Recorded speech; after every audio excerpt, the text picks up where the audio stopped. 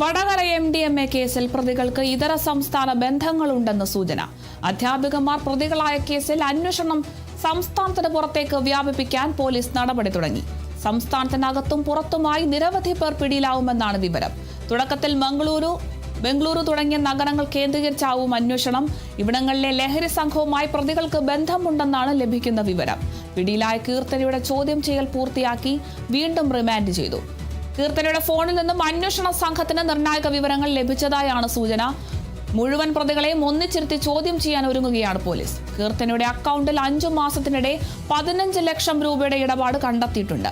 ഇതിന്റെ പൂർണ്ണ വിവരങ്ങളും അന്വേഷണ സംഘം ശേഖരിച്ചു. ജില്ലയിലെ ലഹരി സംഘങ്ങളുമായി ഇവർ ഇടപാട് നടത്തിയതായും കണ്ടെത്തിയിട്ടുണ്ട്. കേസിൽ കീർത്തന ഉൾപ്പെടെ 3 അധ്യാപികമാരും ജിജിൽ, സഫ്വാൻ എന്നീ യുവാക്കളുമാണ് അറസ്റ്റിലായിരിക്കുന്നത്. വയനാട് സ്വദേശി ഒളിവിലാണ്.